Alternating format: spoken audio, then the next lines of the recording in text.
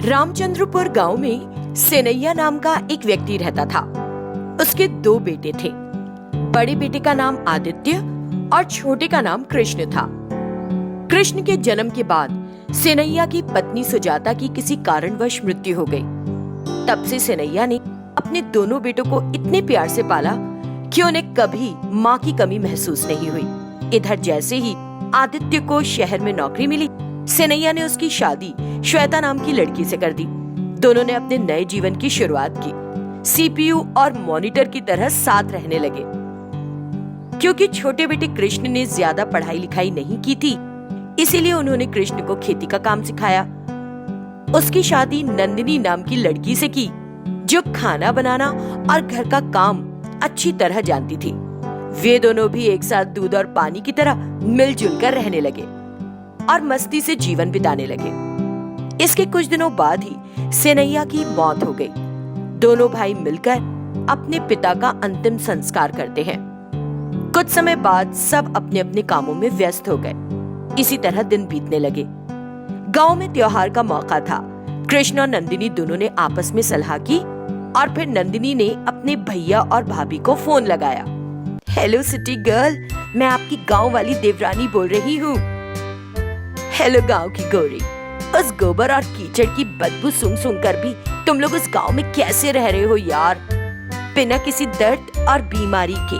आप ही देख लो कि हम कितने स्वस्थ हैं। मैंने तो तुम लोगों से कई बार कहा था कि वहाँ की जमीन बेचो और यहाँ शहर। ऐसा क्या है वहाँ दीदी, बड़ी बड़ी बिल्डिंग सिर्फ नाम के लिए ही तो है।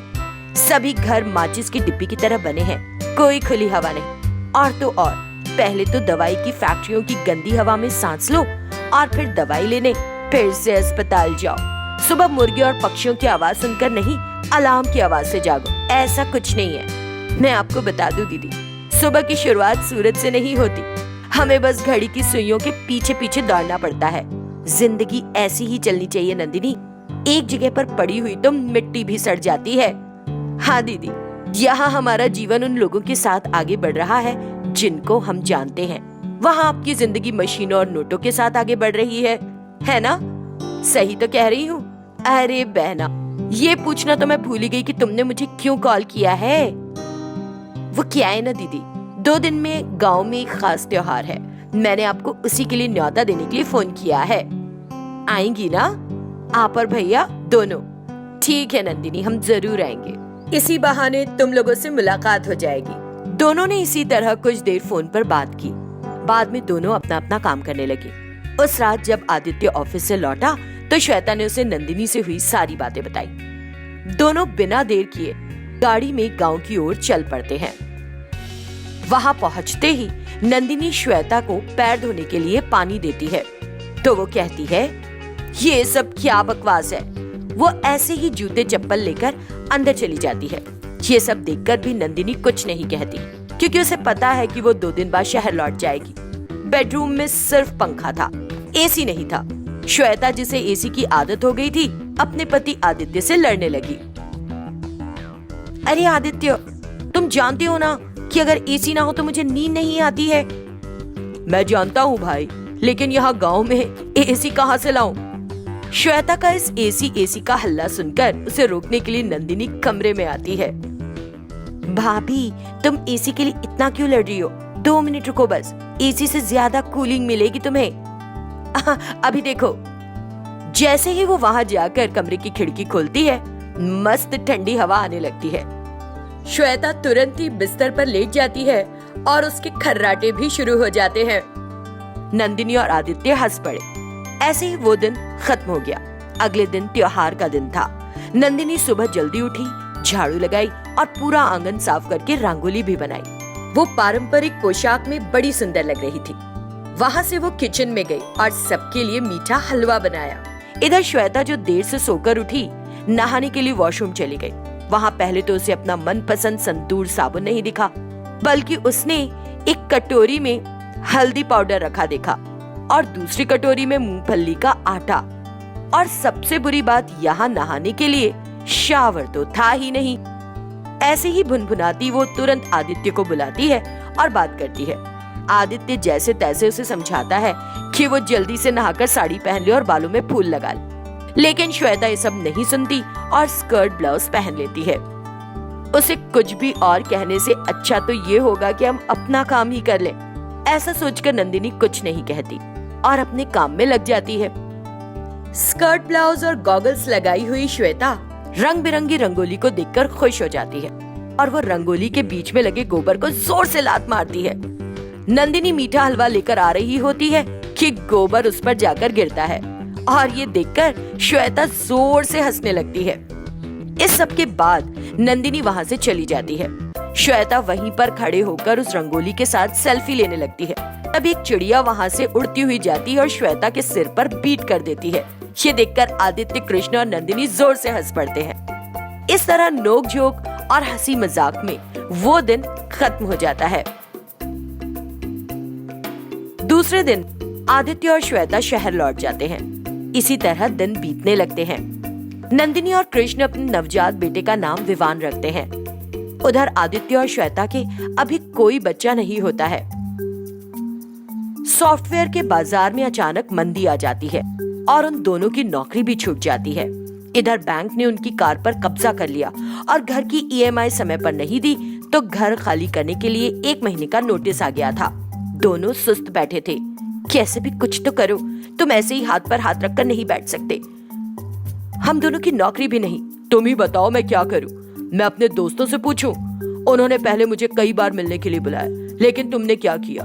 तुम खुद भी नहीं गई और मुझे भी जाने नहीं दिया। आज अपनी जरूरत के समय अगर मैं उनसे बात करूं तो अच्छा नहीं लगेगा ना? हाँ, मतलब के मालिक नहीं होना चाहिए कभी अपनी जिंदगी में। तो क्या ये सब मेरी गलती है? नहीं, मेरी गलती भी है। मैंने कहा था कि गांव में खेत की जमीन न बेचो, लेकिन तुमने मेरी एक नहीं सुनी।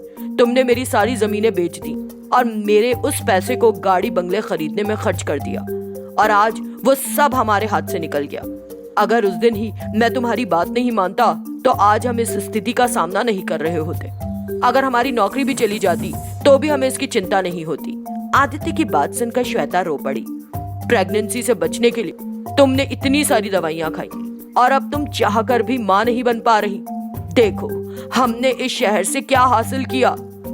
आदित्य ये सब कहकर रो पड़ा। 1-2 घंटे के बाद वो दोनों थोड़ा संभले। वे नहीं जानते थे कि आगे अब क्या करना है। वे दोनों तो सॉफ्टवेयर के अलावा और कोई भी काम नहीं जानते थे। उन्हें अब पहले की तरह पैसे भी नहीं मिल रहे थे। वो लोग शहर में रहने की बजाय अपने गांव वापस चले जाते हैं। वहाँ दोनों भाई अपनी पत्नियों के साथ खुशी से मिलकर रहने लगते हैं। शहर की आधुनिक जिंदगी का मुगालता उनके दिमाग से निकल जाता है। विलासपुर गांव में सुभद्रा और रामुलू नाम का एक जोड़ा रहा करता था। उनका परिवार खेती किया करता था। उनके 2 बच्चे थे, बेटा अरविंद और बेटी श्यामला।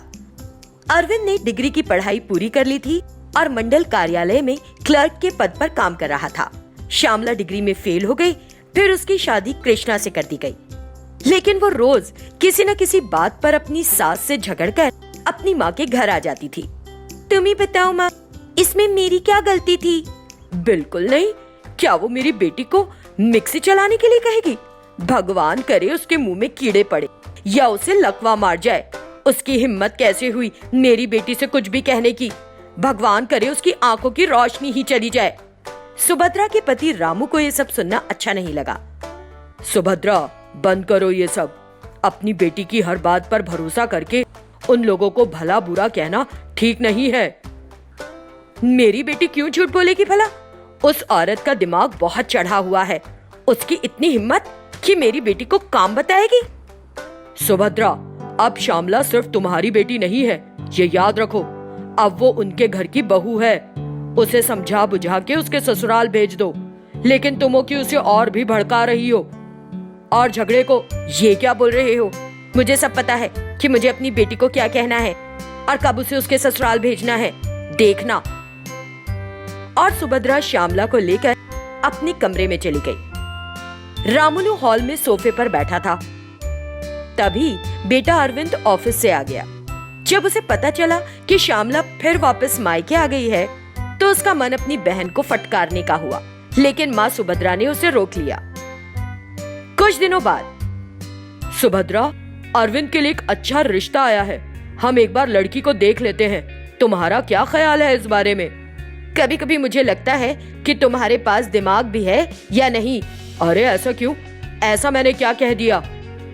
और क्या, जब हमारी बेटी घर पर ही है तो आप बेटी की शादी के बारे में कैसे सोच सकते हैं? हमने बेटी की शादी करके उसे उसके ससुराल भेज दिया था।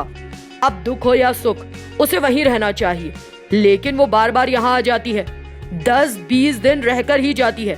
अगर ऐसे ही चलता रहा तो क्या मैं कभी बेटी की शादी ही नहीं करूंगा और उसका जीवन खराब कर दूंगा?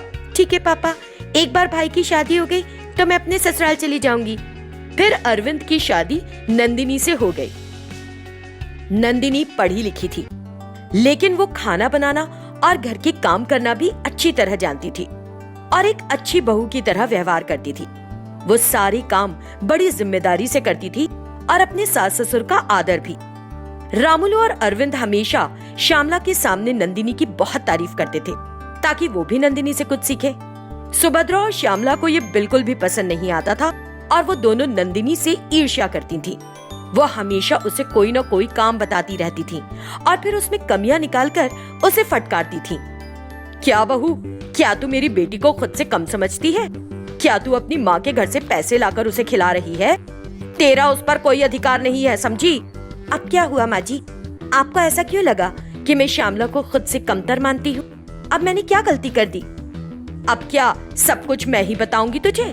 कल तक तो तू गूंगी बनी घूमती थी, आज तेरी बड़ी लंबी जुबान निकल आई है। अभी तक तूने मेरी बेटी के नहाने के लिए पानी गर्म क्यों नहीं किया? और सुबह तूने उसे बिस्तर पर कॉफी भी नहीं दी। जब वो सो रही थी तब तूने उसके पैरों की मालिश भी नहीं की। क्या आपने देखा कि मैंने ये सब नहीं किया या श्यामला ने ये सब कहा? तेरा दिमाग बड़ा चढ़ गया है। ननद के साथ कैसा बर्ताव करते हैं ये भी नहीं पता, और तू उसे उसके नाम से क्यों बुला रही है? नंदिनी कुछ कहना चाह रही थी, लेकिन सुभद्रा ने उसे बोलने ही नहीं दिया। वो नंदिनी के ऊपर चिल्लाती रही कि उसने ये काम ठीक से नहीं किया, वो काम ठीक से नहीं किया। इसके बिना सुभद्रा का खाना ही हजम नहीं होता था और ना ही उसके बगल में खड़ी उसकी बेटी का। अरे बहू, तू जानबूझकर मेरी बेटी के कपड़े पत्थर पर पटक पटक कर धो रही है ना, ताकि जो भी 2-3 साड़ियाँ हैं वो भी फट जाए। अरे माँ जी, ऐसा नहीं है। जब से मेरी शादी हुई है मैं तो सबके कपड़े रोज ऐसे ही धोती हूँ।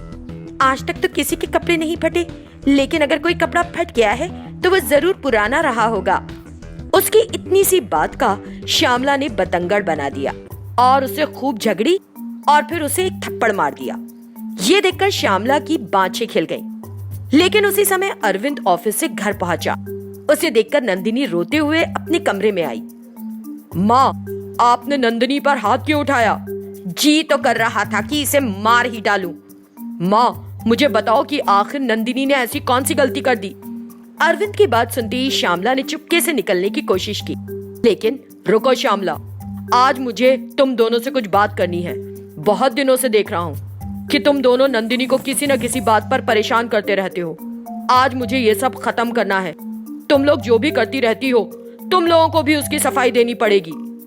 माँ बेटी दोनों एक दूसरे की तरफ देखने लगी कि पता नहीं अब अरविंद क्या करने वाला है। क्यों माँ, आपकी बेटी तो अपने ससुराल में कोई काम नहीं करती और आपको लगता है कि उसकी सास को उससे कोई काम नहीं करवाना चाहिए।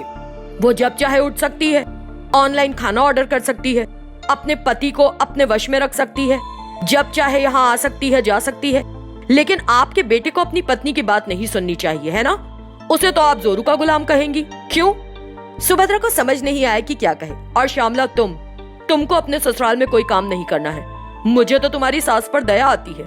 बेचारी वो अकेली घर का सारा काम करती है। सिर्फ इसलिए तुम गुस्से में अपना बैग उठाकर यहाँ आ गई क्योंकि उन्होंने तुमसे पूछा कि तुम खाना बनाना कब सीखोगी। ऐसा तो नहीं है कि उन्होंने तुम पर हाथ उठा दिया हो। तुम्हारी नंदें भी अमेरिका में रहती हैं, उनकी ओर से भी तुम्हें कोई परेशानी नहीं है। श्यामला मुंह खोले देख रही थी। जब आपकी बेटी सास से लड़कर यहाँ आती है तो आपको उसे समझाकर वापस भेजना चाहिए, ना कि लड़ाई को और बढ़ाना चाहिए। क्या सिर्फ श्यामला ही एक बेटी है? नंदिनी इस घर में बहू बनकर आई है और मेरी पत्नी, तो क्या वो किसी की बेटी नहीं है? बहू और बेटी के साथ इतना अलग व्यवहार क्यों? तभी रामुली भी वहाँ आ गया और बोला, मेरे प्यारे बेटे, अगर तुम्हारी माँ में इतनी अकल होती तो वो अपनी शादीशुदा बेटी को अपने घर में क्यों रखती? तुम जाकर श्यामला को उसके ससुराल छोड़ आओ और उनसे कह देना कि उसे दोबारा मायके ना आने दे। यही ठीक होगा। पिता की बात सुनकर अरविंद श्यामला को उसके ससुराल छोड़ाया और फिर अरविंद और नंदिनी के जीवन में सुख शांति आ गई।